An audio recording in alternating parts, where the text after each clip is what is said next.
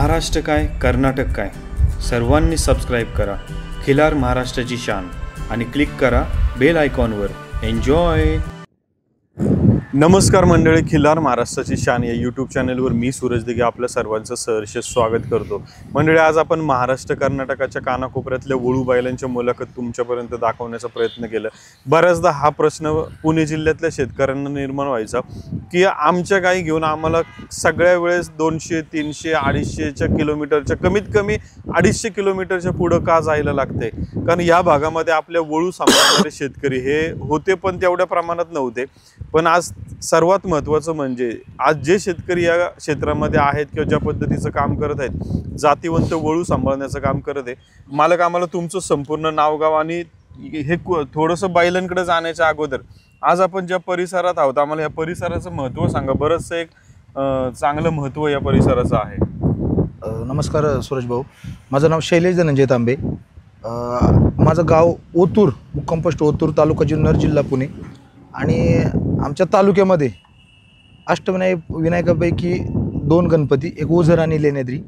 त्याच्यानंतर ज्ञानोबारायांनी ज्या रेड्याच्या मुखी वेद बोलवले त्या रेडेश्वरांची समाधी आळे या ठिकाणी आहे। आणि गुरु तुकोबारायांचे गुरु बाबाजी चैतन्य महाराज त्यांची समाधी आमच्या ओतूर या गावात आहे।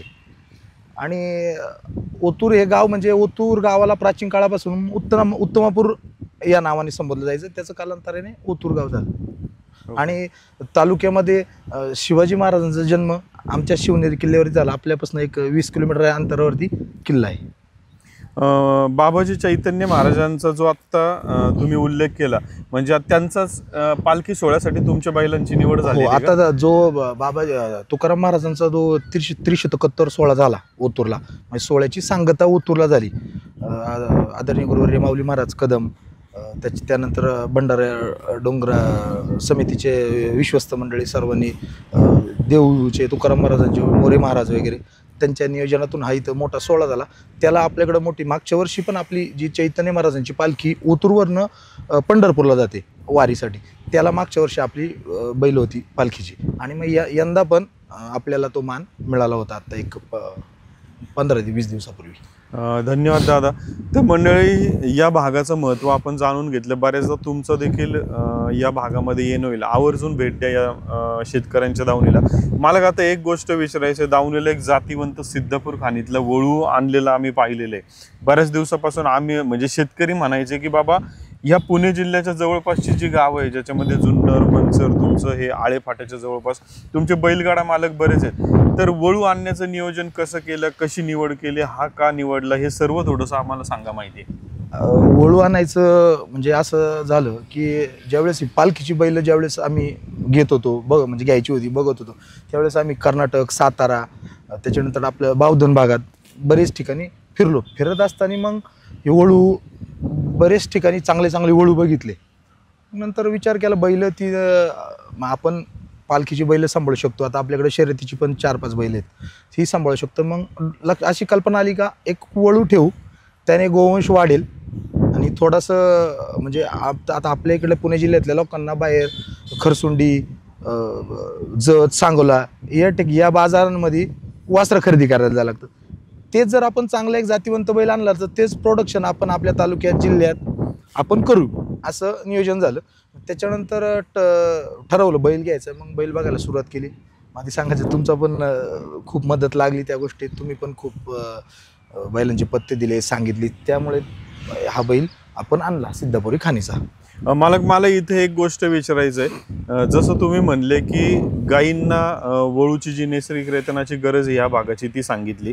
मला एक विचारायचं की जे शेतकऱ्यांचा मोठा प्रश्न आहे, एखाद्या गायीला आपण जे तुम्ही म्हणले की वासरं आणण्यासाठी आम्हाला खरसुंडी भागात जावं लागते, खाली भागात, कारण आज तसं पाहायला गेलं तर आपण आज महाराष्ट्र कर्नाटक गेले 8 वर्ष फिरतोय, तर ज्याच्यामध्ये एक लक्षात आलं की ही सगळी वासरं कुठे जातात, ते तर पुणे जिल्ह्यातच जातात। मग आम्हाला थोडंसं एक महत्त्व सांगा की आमच्या शेतकऱ्यांना पुणे जिल्ह्यात या परिसरामध्ये दावणीला एखादी गाय आहे किंवा नसेल तर शेतकरी कदाचित आता घेईल ती, कारण या परिसरामध्ये गायी पण वाढल्या पाहिजे। त्या गायीपासून आपण वळू जवळ आलेलं आहे, म्हणजे सर्वात जास्त ट्रॅव्हलिंग वाचणार आहे आपलं।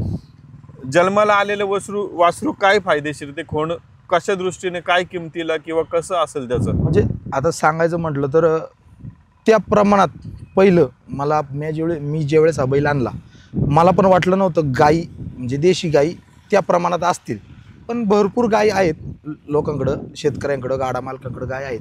पण माझा पण प्रयत्न तोच आहे की त्या अजून वाढल्या पाहिजेत. घरोघर एक देशी गाई शेतकऱ्यांनी पाळली पाहिजे, गाडा मालकांनी पाळली पाहिजे, असं माझं मत आहे. त्याप्रमाणे आम्ही पण ते प्रयत्न करतोच आहे. आणि राहिला विषय पैदाशीचा, की जी या बैलांकडनं म्हणजे हे बैल आपली बैल असो किंवा अदर वळू असो कोणती वळूकडनं पैदा झालेली वासरं, थोडक्यात वळूकडनं ज्या गायी भरवल्या जातात ती वासरं पैदा होतात. शक्यतो वासरं टणक राहतात आणि शक्यतो तर वासरू फेल होत नाही. आणि आता आपण म्हणतोय जे आपण हे केलंय सिमेंस जे आपण म्हणतो, आता काही कळत नाही कोणतं सिमेंस आहे कोणतं. आता बहुतेक शेतकऱ्यांकडं इकडं काय होतं, गाई भरल्याच्या नंतर कोणतं सिमेंस लावलं हे शेतकऱ्याला पण माहीत नसतं. मग एवढी चांगली गाई सांभाळून एवढं जीव लावून आणि जर तिला मग कालवड असू खोंड असू तो जर व्यवस्थित किंवा जातीवंत जर पैदा नाही झाला तर मग शेतकरी पण नाराज होतो.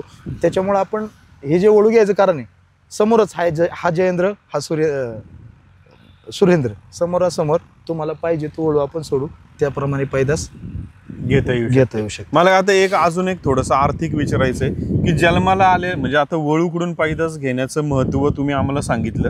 झालेली पैदास ही कमीत कमी कुठल्याही प्रकारचा शर्यतीचा सराव न देता 50-60 हजाराला जाऊ शकतं आपलं वासरू? हो, 50-1,000 रुपयाला वासरू. आणि अजून एक अगदी आता म्हणजे सांगायचं, हे काय आपल्याला आधीपासून माहीत नव्हतं, पण ज्यावेळेस आपण बैल आणतात ना, बैल आणल्याच्या नंतर काही शेतकरी असे पण आहेत की नुसते खोंडच नाही तर होणाऱ्या कालवडी सुद्धा आम्हाला पाहिजेत. जातीवंत बैलांच्या, या बैलांच्या पैदाशीच्या कालवडी सुद्धा आम्हाला पाहिजेत, आम्हाला द्या. काय त्यांची रक्कम असेल ते आम्ही देऊ.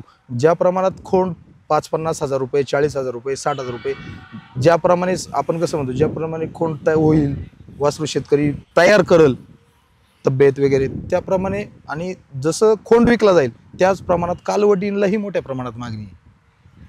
आणि समजा ते जन्माला आलेलं वासरू समजा 50-60 हजार रुपयाला जाते, त्याला जर त्या शेतकऱ्यांनी थोडंफार ट्रेनिंग दिलं तर किंमत अजून वाढू शकते. भरपूर किंमत होते. आता अगदी आमच्या तालुक्यात म्हणजे एक 25-30-35 लाख रुपयापर्यंत बैलगाडा शर्यत चांगल्या बैलांची खरेदी. पण ठीक आहे, वासरू 1-2 घाट पळाल्यानंतर घेतात 3 लाख, 4 लाख, 5 लाख रुपयापर्यंत वासरू घेतात. मला आता एक गोष्ट थोडंसं हे विचारायचं आहे की समजा वासरू जन्माला आलं एखाद्या गाईला आणि ते विक्री होते समजा 50-60 हजाराला. आम्ही तुमचे चुलते होते घरातले, तेव्हा त्यांना आम्ही थोडंसं शेती आणि परिसराची माहिती घेत होतो किंवा हवामान पण आहे, पाऊस येतोय, पेरणी हे ते बऱ्याचशा अडचणी पण निर्माण होतात. एखाद्या शेतकऱ्यासाठी त्या वासरापासून वर्षाला समजा 50-60 हजार रुपये आपल्याला मिळतात ते, तर त्या किमतीचं, आता आम्ही शहरी भागात राहतो तर आमच्यापेक्षा कदाचित तुम्ही सांगणं ते 60 हजार रुपयाची काय किंमत त्या शेतकऱ्यासाठी किती लाख मोलाची आहे, किंवा वर्षाला ती 60 हजार रुपये पकडू आपण अंदाजे, आणि जर ते पळायला चांगलं तर कदाचित 1,00,000, 2,00,000, 3,00,000ला समजा 1-2 सरावानंतर ते विक्री आहे, तर त्या किमतीची काय शेतकऱ्यासाठी त्याच्या भावना आहेत किंवा किती महत्त्व आहे त्याला? आता भाऊ सांगायचं म्हटलं तर आमचा बागायती क्षेत्र आहे. भरपूर शेतकरी मजबूत आहेत, शेतीवाडी सगळं गोष्टी आहेत, पण सर्वच नाही, काही गरीब पण शेतकरी त्यात आहे. त्यात आता शेतीमालाचं असं झालं आहे, कशालाच बाजार नाही आहे सध्या परिस्थिती बघितलं तर. आणि आत्ता बघताय मे मध्येच पाऊस चालू झाला आहे, पेरण्या रखडल्यात, शिमला होती, शिमला सडून गेली, टोमॅटो खराब झालेत, अगदी धने टाकले होते लोकांनी, सगळे अक्षरशः रोटर मारायला लागला त्यांना, काही नाही. पण समजा एखादी गाई असेल, एखादी किंवा खिलार गाय असेल, तिला चांगला जर खोंड झाला आणि जोपासला त्यांनी, तर आज ती 50-60 हजार रुपये रक्कम त्याचं एखादं काम होईल. आणि आपण म्हणतो सर्वसामान्य कुटुंबाला ते 50-60 हजार म्हणजे लई, अगदी त्या 50-60 हजारावरती 2-3 जणांचं घर वर्षभर चालू शकतं. किंवा काही घरात लग्न असेल, कार्य असेल, आज ते 50-60 हजार रुपये आल्यानंतर ते कार्य किंवा काही एखादं काम असेल ते होऊन जातं ना. म्हणजे भाऊ आपण असं पण म्हणूया का की जसं तुम्ही म्हणले की शेती, पाऊस आलं, पेरणी आलं, हे धने टाकले होते ते आलं, सगळं वाया गेलं, खात्री कशी? तर आपल्या गायीच्या पोटी जन्माला येणार ते आपलं कन्फर्म येणार, हे कन्फर्म भांडवल म्हणूया. कन्फर्म भांडवल आहे, कन्फर्म. मंडळी, खरं तर या मुलाखतीच्या माध्यमातून खरं तर या आपण ज्या परिसरात आहोत पुणे जिल्ह्याच्या, या परिसरात जास्तीत जास्त गायी कशा वाढतील आणि त्या गायी फक्त आपण हे नाही म्हणत आहे दारात एक देशी गोवंश असला पाहिजे याचं महत्त्व आपण सांगतोय आणि ते तुम्हाला पण आहे. आज दादांच्या माध्यमातून आज आपल्याला थोडंसं आर्थिक गणित पण एखाद्या शेतकऱ्याला कसं त्याचं बसवता येईल, म्हणजे सर्वात महत्त्वाचा प्रॉब्लेम म्हणजे आज तुमच्या गावाच्या जवळ एक 2 टॉपचे वळू आहेत, त्याला होणारी पायदास ही फक्त जन्माला आली तरी तुम्ही त्या वळूचं नाव सांगितले, या वळूची पायदास आहे तरी त्याला चांगली किंमत मिळणार आहे. दादा, थोडंसं आता आम्हाला या बैलाची माहिती द्या. हा कोणत्या खाणीतला बैल आहे, प्रसिद्ध खाणीतला, किंवा ह्या किती दाती, किती गायी भरल्या, किती वासरं जन्माला आलीत किंवा पाहायला मिळतात, याची माहिती द्या आम्हाला. हा बैल सिद्धापुरी खाणीचा आहे. सिद्धापुरी खाणीचा असून त्याचा आता 6 दात झालेला आहे. तो 6 दात झाले. त्याने तिकडं जो एक 2,500-3 हजार गाई त्यांनी पहिल्या मालकाकडे भरवल्या होत्या. आपण कैलास दादा लेंगरींकडनं हा बैल घेतला होता आणि आपल्याकडे आल्यानंतर त्यांनी आता 700-800 गाई भरल्यात आणि त्याची एकदम चांगल्या प्रकारे पैदास म्हणजे अगदी आमच्या पुणे जिल्ह्यामध्ये शेतकरी गाडा मालक हे तिकडनं जे वासरं आणतात, अगदी ह्या बैलांकडनं ज्या गाई भरावल्या ती वासरं घरी जाऊन खरेदी करून या बैलांची वासरं इथं आणतात आणि आज त्याची वासरं चांगली वासरं चांगल्या स्पीडने चांगल्या बाऱ्यांमध्ये याची वासरं पाळतात. याची आपण याचं गाईच्या रेत्यानं किती पैसे घेतो याचे? आपण याचे 2,000 रुपये घेतो. ओके. आणि सगळ्यात जास्त लांबची कोणती गाय आली याच्याकडे? अगदी आपल्याला इकडं नाशिकवरनं गायी आलेल्या आहेत, अलिबागवरनं, मुंबई अलिबागवरनं, त्याच्यानंतर एकविरा देवी. दादा, आम्हाला एक विचारायचं, दावणीला ऑलरेडी एक वळू आहे, मग हा आता दुसरा पण एक वळू आणण्याचं काय नियोजन? वळू आणण्यामागचं कारण असं झालं की ज्यावेळेस आपण एक वळू आणला म्हणजे आपल्याला तेव्हा माहीत नव्हतं की आपल्याला एवढा रिस्पॉन्स इथं भेटेल. आता इकडं आमच्याकडं पण काही शेतकऱ्यांकडे 2 गायी आहेत, काहींकडं 3 गायी आहेत. शेतकऱ्यांचं असं म्हणणं आलं किंवा गाडा मालकांचं असं म्हणणं आलं, आता मग आपण 2 गायी याच्याकडून भरवल्यात किंवा ज्यांच्याकडे 2 गायी त्यांचं म्हणणं आलं, 1 गायी याच्याकडनं भरवली कोशा खिल्लारकडनं सिद्धापुरी खाणीच्या, मग दुसरा एखादा थोडासा कलरमध्ये बैल अजून असता तर भारी काम झालं असं तुमच्याकडं असं. मग त्याप्रमाणे मागणीप्रमाणे आपल्याला शेतकऱ्यांच्या त्यामुळे मग आपण हा काळा मोरा सलगर. आता मला एक विचारायचं, शर्यतीची पण बैल तुमच्या दावणीला आहे. हा जो काळा मोरा बैल आहे आणि कोसा बैल आहे, तर असं असतं ह्या रंगाची बैल पाळतात किंवा ते असं काय असतं का फक्त रंगाचा फरक? नाही, तसं काय नाही, पण आवड जे असतात आमच्या इकडं थोडासा बागायती एरिया आला आणि छंदी मंडळी जास्त आहेत. बैलगाडा क्षेत्र एक बैलगाडा शौकीन बैलगाडा मालक आहेत, पण त्यापेक्षा शेतीसाठी जातीवंत आपण म्हणतो ना काळा मोरा जोड, तांबडा मोरा बैल जोड, अशी मंडळी शौकीन मंडळी जास्त आहेत बैल पाळणारी. कलर पाहिजे त्यामुळं मग त्यांची मागणी जास्त आहे त्या कलरला आणि त्याच्यात पळायचं काय विषयच नाही. आता दोन्ही बैल गरम रक्ताची, दोघांची वासरं पळतातच. आता आम्ही गाय घेऊन येतो, आता आम्हाला प्रश्न निर्माण होतोय की हा भरायचा आहे, आम्हाला शर्यतीची पैदास पाहिजे असं समजा आमच्या गाई मालकाचं म्हणणं आहे, तर त्यांनी कसं डिसिजन घ्यावा, हा भरायचा का तो भरायचा? त्यांनी आता आपल्याकडे आल्यानंतर म्हणजे आवड निवड असेल, समजा आता कुणाची काळी मोरी गाय असेल तर शक्यतो तो हाच बैल सोडतात, तांबडी वगैरे असेल तर समजा हाच बैल सोडतात. आणि काही सफेद गाई किंवा वाटलं सिद्धापुरी खाणं, तर काही शेतकऱ्यांचं कसं आहे थोडंसं आपल्यापेक्षा काही शेतकऱ्यांचा जास्त अभ्यास असतो, मग ते आधीपासून करून देतो की सलगरकडनं भरायची त्याच्याकडनं. आणि जर मला विचारलं तर त्याची वासरं पण भरपूर इथं पळतात येत, लगेच आपण सांगतो असं वासरू अशी पाहिजे, याची पण वासरं आत्ता पळतात येत म्हणजे तिकडनं आणली असं. आता त्या बैलाकडून आपण काय फी घेतो आणि ह्याची पण सेम आहे का? नाही, दोघांची पण सेम फी आहे. आता आपण दावणीला एवढे 2-2 वळू सांभाळतोय, सकाळपासून संध्याकाळपर्यंत किती मॅन पॉवर किंवा यांचा व्यायाम किंवा खुराक काय असतं नियोजनात पूर्ण? आता सकाळी उठल्यानंतर पहिलं 5 वाजता उठल्यानंतर त्यांना बाहेर घेऊन ब्रश वगैरे करायचा, खरारा करायचा, त्याच्यानंतर त्यांना खाद्य ठेवलं जातं. आपण त्यांना सकाळी खाद्यामध्ये शेंगदाणा पेंड, मका बारडा आणि हरभरा चुनी देतो आणि संध्याकाळच्या खाद्यामध्ये त्यांना बाजरीच्या घुगऱ्या उकडून मका बारडा आणि हरभरा चुनी असते त्यांना. आणि सकाळी उठल्यानंतर मग खाद्य खाल्ल्याच्या नंतर मग गाई वगैरे सकाळीच आपण लांबच्या गाई वगैरे असतात, लांबून येतात, त्यांची आपण राहायची खाण्यापिण्याची सगळी व्यवस्था करतो. त्या आलेल्या असतात, आपल्या सकाळी गाई भरायच्या, गाई भरून झाल्यानंतर लगेच आपली कुट्टी टाकायची, कुट्टी टाकल्यानंतर 12-1 वाजता परत सुका कडब्याची वैरण टाकायची, असं याप्रमाणे. या क्षेत्रामध्ये मला एक विचारायचं आहे की याच्या अगोदर कधी दावणीला वळू बैल किंवा काय असं होतं, वडील असतील, आजोबा असतील किंवा कुटुंबामध्ये असं काही? नाही, वळू नव्हतं, पण पूर्वीच्या काळात आमच्या गावात जाणी बैल सोडायचे, जाणी बैल. ते बाबा आमचे आजोबा हरिभक्त पारायण शशिकांत महाराज तांबे बाबांचं खूप म्हणजे बाबांचीच पुण्य आज आम्हालाही कामाला येते. बाबांनी आमच्या 50 वर्ष पांडुरंगाची वारी केली. त्या काळात ती जाणीची बैल होती ओळू मोठमोठाले, घरी आणायचे, जे लिलाव घ्यायचे त्यांचा शेतीसाठी हाकायला वगैरे. म्हणजे आधीपासूनच मोठ्या मापाची बैल आपण कसं म्हणतो आफ्याड बैल सांभाळायची आहे सवय. आता मला एक विचारायचं की तुम्ही म्हणजे तुमचा व्यवसाय किंवा शेती काय आहे एक्झॅक्ट बॅकग्राऊंड? नाही, व्यवसाय माझा शेतीचे, शेती करतो आणि त्याच्यात आवड. आता एक ह्याच्यात आम्हाला असं विचारायचं की शेती करून बरं का, आता तसं पाहायला गेलं तर आज बऱ्याचदा आपण असं पाहतो की एखादं काम आपण करतोय तर त्याच्या व्यतिरिक्त एखाद्या दुसऱ्या कामात माणसांनी त्याला जोडून घेणं त्याच्यात शक्यतो नको म्हणतो. की आज बैल तुम्ही दावणीला सांभाळता, किती नाही केलं तरी आज वळूला मॅन पॉवर किंवा त्याच्या मागं पळापळ पण भरपूर असते.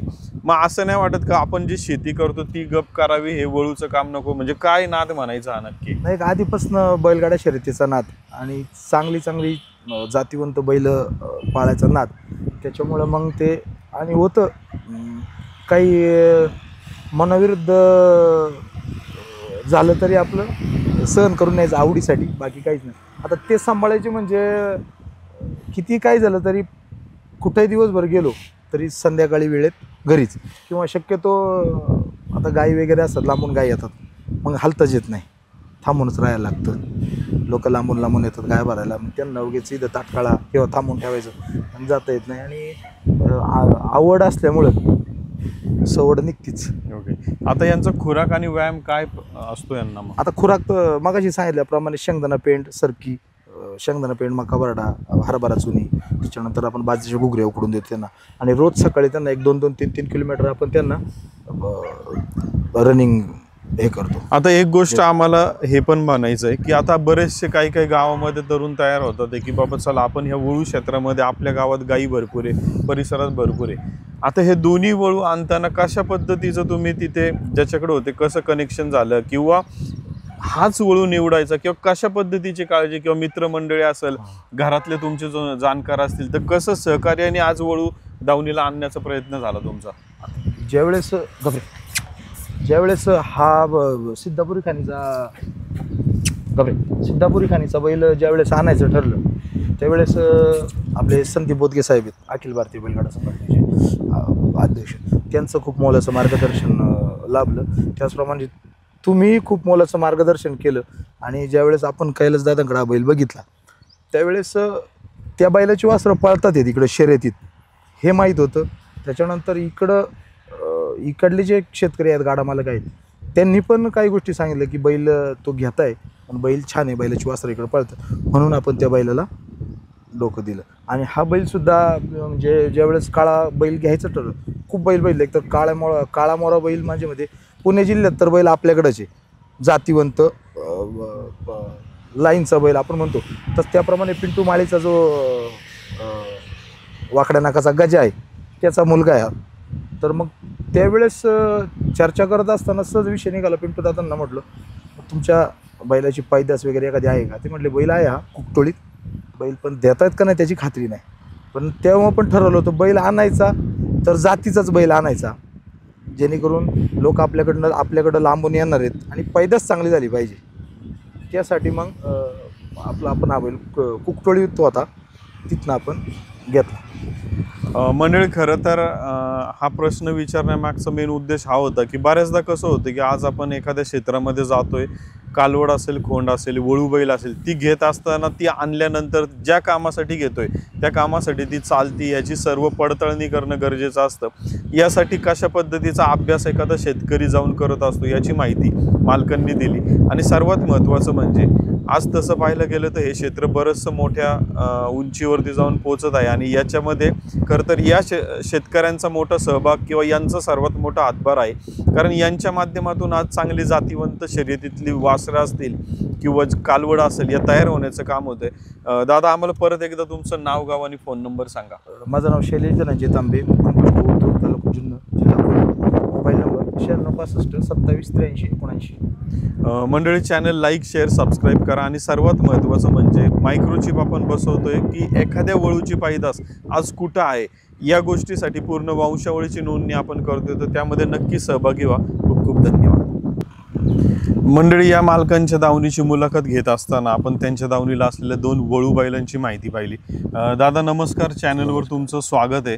आम्हाला थोडंसं दादा एक विचारायचं आहे की आत्ता आम्ही तुमच्या दावणीला तुमच्या पालखी सोहळ्याच्या बैलांचा मोठे फोटो पाहतोय, फ्लेक्स पाहतोय.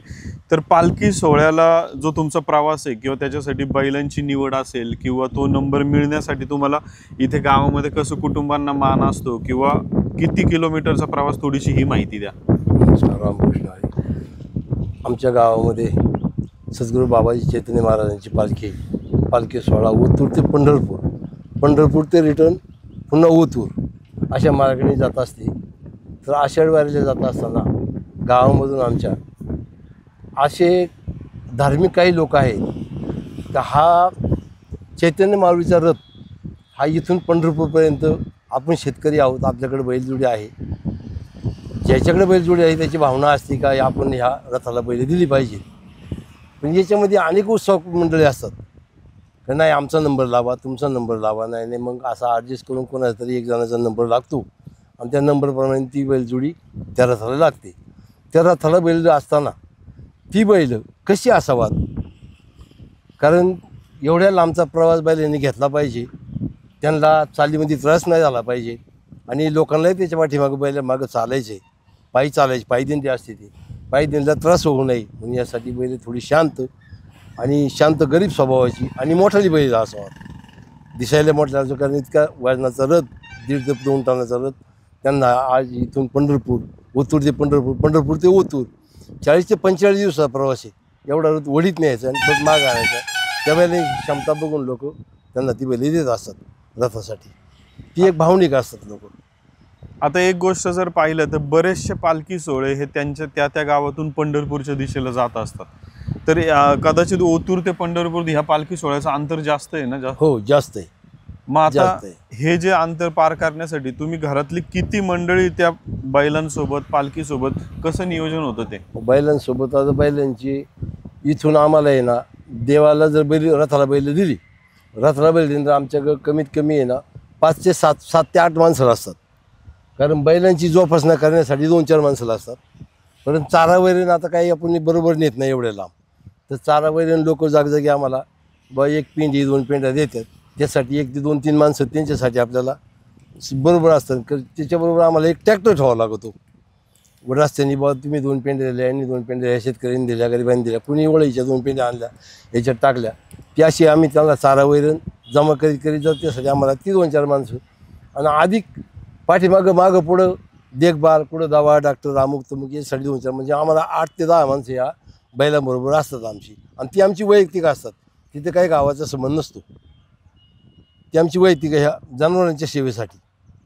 आता पालखी सोहळ्याला जसं तुम्ही घरातलं कुटुंब जो ज्याचा त्याचा मान असेल किंवा हे असेल, पालखी सोहळ्याला एखाद्या शेतकऱ्याला मान मिळणं हा किती मोठा, काय म्हणू, तुमच्यासाठी मोठे गोष्ट आहे? आमचा एक अभिमानाचा प्रश्न आहे. बा देवासाठी आपल्याला देवाच्या पालखीला मान मिळाला हा आमचा एक मनाचा मोठेपणा असतो.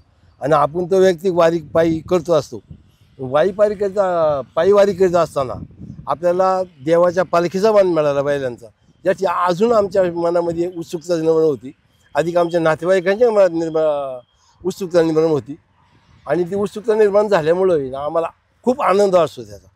त्या आनंदाच्या भारामध्ये आम्ही ही जनावरं आपल्याकडे जरी नसतील, आज आपल्याकडे उपलब्ध नाही ते जनावरांपर्यंत जायला, तरी आम्ही कुठं ना कुठं जाऊन का होईना पण ते देवाच्या पालखीसाठी ती बैल आम्ही ते आणणार आणि तो पालखी पार पाडणार. आता मला एक दादा तुम्हाला हा प्रश्न विचारायचा की बऱ्याचदा असं होत असतं की आज शैलेश दादा इथं 2 वळू सांभाळतात, ते बरंचसं कामकाज करतात, आज तुम्ही पाहताय ते. आज कसं वाटतं की आज आपल्या म्हणजे पुढची घरातली मुलं पण आज चांगल्या पद्धतीने काम करतात, कसं मार्गदर्शन असतं तुमचं? काय होतं, आता हा आमचा एक शेतकरी धर्म आहे. शेतकरी धर्मामध्ये काय होतं, गावठी गाई आता तो बहुतेक जर्सी आहे, पण गावठी गाई एक गोठ्यामध्ये असावा असे प्रत्येक शेतकऱ्याला आपल्याला वाटतं. आणि सगळे शेतकरी आज ही अवजारं निघाली, इथून पाठीमागं सगळं बैल मेहनतीच आमची शेती चालायची. बैलमिनीसाठी आम्हाला चांगली बैल, चांगल्या पद्धतीची आणि पहिल्यापासून आम्हाला चांगली वस्तू पाळण्याची सवय आहे.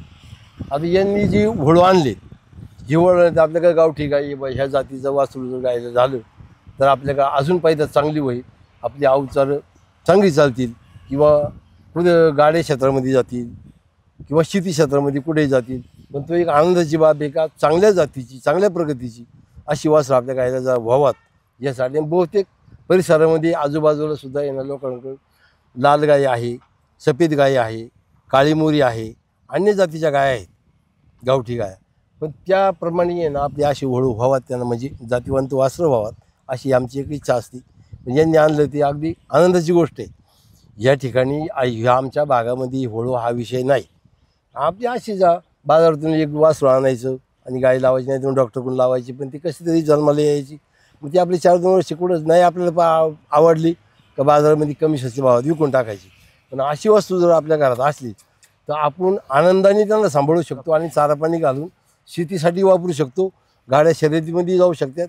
त्याचे 2 रुपयेसुद्धा आपल्या गरीबाला या शेतीमध्ये उत्पन्न काही मिळतं नाही मिळतं कधी ह्या पर्जन्यापुढे ना काही चालत नाही. आता हे पाऊस झाला या वेळेला, हे पावसाने कित्येक लोकांच्या अशा नुकसानी झाल्या का तोंडाच्या आलेला हा घास आहे ना सगळं ओढून जायची बारी. कांद्याची नुकसान झाली पाठीमागच्या, आता बाजऱ्यांची नुकसान झाली, चाऱ्या पाण्याची नुकसान होती शेतीमध्ये. आता ह्या ठिकाणी बघा तुम्ही हे नुकसान होऊन पडलेले धान्य उगवून इतके झाले, इतका पाऊस झाला आज महिन्याभर एवढा पाऊस झाला. त्यामुळे ना शेतकरी नाराज असतो. पण जनावरांमध्ये आहे ना बा चला चारा पाणी घालून याच्यामध्ये 2 रुपये आपल्या शेतकऱ्याला गरीबाला मिळतील अशा पद्धतीने आपले चालतं शेतकऱ्याचं. धन्यवाद दादा. आज या मुलाखतीच्या माध्यमातून तुमचे देखील विचार आज आम्हाला ऐकायला मिळाले. शैलेश दादा, आता नुकतंच आम्ही तुमच्या घरातील चुलते असतील यांच्या माध्यमातून माहिती घेतली. दादा, आम्हाला एक विचारायचं की नुकतंच एक सर्वात मोठा सोहळा तुमच्या ओतूर गावामध्ये संपन्न आला. खरं तर तो पाहून बऱ्याच जणांना वाटायचं की हे पालखीच्या मार्गावरचा वारीच्या काळातला कार्यक्रम एवढा भव्य सोहळा होता. आम्हाला त्या सोहळ्याबद्दल थोडीशी माहिती द्या. अगदीच आनंदाची गोष्ट अशी आहे की तुकाराम महाराजांचे गुरु बाबाजी चैतन्य महाराजांची आमच्या ओतूरमध्ये समाधी. तर हा जो सोहळा पूर्ण महाराष्ट्रात हे जे सोहळे झाले म्हणजे असे एक 7 कार्यक्रम झाले, 7 सप्ते झाले पूर्ण महाराष्ट्रात. नाशिक असेल, नगर असेल, अनेक ठिकाणी भंडारा डोंगर असेल. आदरणीय गुरुवर्य माऊली महाराज कदम, माऊली महाराज आणि त्याप्रमाणे भंडारा डोंगरचे विश्वस्त, भंडारा डोंगरचे ती सर्व कमिटी, त्याच्यानंतर तुकाराम महाराजांचे वंश सर्व मोरे मंडळी यांनी मिळून हा जो सोहळा पूर्ण महाराष्ट्रामध्ये हे सप्ते केले. ते 7 सप्ते. आणि त्या सप्त्याची सांगता कुठं जर करायची, मग कुठं करायची तर मग त्यांना असं लक्षात आलं की तुकाराम महाराजांचे गुरु हे जगद्गुरू बाबाजी चैतन्य महाराज यांची समाधी ओतूरला आहे, मग आपण ती ओतूरला करू. त्याच्यानंतर मग त्यांनी आमच्या गावकऱ्यांबरोबर चर्चा केल्यानंतर गावकरी यस म्हटले आता एवढा मोठा सोहळा होतोय आणि सर्व गावकरी मंडळी, सर्व धार्मिक लोक, पारमार्थिक लोक, शेतकरी मंडळी एकदम मोठ्या उत्साहात तो एवढा मोठा सोहळा झाला. तागायतात आमचे चुलते आहेत, आमचे आजोबा आहेत. आमच्या आजोबांनी 50 वर्ष पंढरपूरची वारी केली, 30 वर्ष आळंदीची वारी केली. पण म्हणजे सर्वांचं म्हणणं असं आलं की असा सोहळा आम्ही तरी बघितला नाही. आणि आमचं काय आता आम्ही आत्ता असे कार्यक्रम बघतोय किंवा पण आमचे पूर्वज सांगतात असा सोहळा कधीही आपल्या इकडे झाला नाही. म्हणजे जिल्ह्यात तरी म्हणजे एवढा मोठा प्रचंड सोहळा झाला की अगदी मिरवणुकीला तुकाराम महाराजांच्या भंडारा डोंगरावरनं हेलिकॉप्टरद्वारे पादुका ओतूरला आल्या होत्या तुकाराम महाराजांच्या. तर एवढं पब्लिक होतं की अख्ख्या गावाला पब्लिकने वेडा घातला होता, तरी पब्लिक मावत नव्हतं गावात. आणि सप्ताह काय 8 दिवस मोठे मोठे एकदम नामवंत विचारवंत महाराज लोकांची कीर्तनं वगैरे एकदम जबरदस्त नियोजन. आणि एकदम सगळ्यात महत्त्वाचं रिंगण, गोल रिंगण इथं झालं. जे काही गोष्टी अशा असतात बघितलं नव्हतं कधी इकडं लोकांनी, आणि ते सर्व बघायला भेटलं, अनुभवायला भेटलं. एक नंबर कार्यक्रम झाला. आणि तुकाराम महाराजांच्या कृपेने, चैतन्य बाबांच्या कृपेने आमच्यासारख्या सर्वसामान्य मंडळींना, आमच्या बैलांना तो जगद्गुरू तुकोबारायांच्या पादुका घेऊन रथ ओढायचा मान मिळाला. ते म्हणजे आमच्या पूर्वजांनी कुठंतरी, आईवडिलांनी, आमच्या आजोबांनी वगैरे कुठंतरी केलेलं पुण्य आमच्या कामाला आलं, बाकी काहीच नाही. मला एक दादा एक विचारायचं, कदाचित या परिसरामध्ये जी तुम्ही पालखी सोहळ्याची बैलांचा उल्लेख करता, कदाचित या परिसरात अशा प्रकारची बैल पाहायला नसेल मिळत शेतकऱ्यांकडे, मग कसा उत्साह असतो अशी बैल या भागात आल्यावरती? नाही, अगदी सांगायचं म्हणजे आता आपण ज्यावेळेस बैल आणली ना त्यावेळेस रोज 50-50-100 लोक बैल बघायला यायची. कारण की मोठ्या मापाची बैल शक्यतो आता आमच्याकडे काळ्या जमिनी आहेत. काळ्या जमिनी असल्यामुळं अगदी मोठा बैल आमच्याकडे जास्त चालत नाही. बैल जमिनीत घुसतो आणि त्याच्यामुळं मग आणि शक्यतो मग शेतकरी काय होतात, आणि आता हे ट्रॅक्टर वगैरे झाल्यापासून थोडंसं बैलांकडं, शेतीच्या बैलांकडं थोडासा कल कमी झालेला आहे. पण आहेत बैल लोकांकडं अशी मिडियम मापाची बैल आहेत. आपण जी जोड आणली होती ती अगदी एकदम मोठ्या मापाचीच बैल होती पालखीची. माझं नाव शैलेश धनंजय तांबे, मुक्काम पोस्ट ओतूर, तालुका जुन्नर, जिल्हा पुणे. Mobile number 9665278379. ओतूर गाव हे आळे फाट्यापासून एक 15 किलोमीटर अंतरावरती, जुन्नरपासून 20 किलोमीटर अंतरावरती. आणि विनायकापैकी एक गणपती ओझर गणपती जो आहे तो इथनं एक 8 किलोमीटर अंतरावरती, ओझर गणपतीपासून एक 5 ते 7 मिनिटात ओतूरला येतं आपल्या स्पॉटला. खिल्लार महाराष्ट्राची शान, खिल्लार महाराष्ट्राची शान.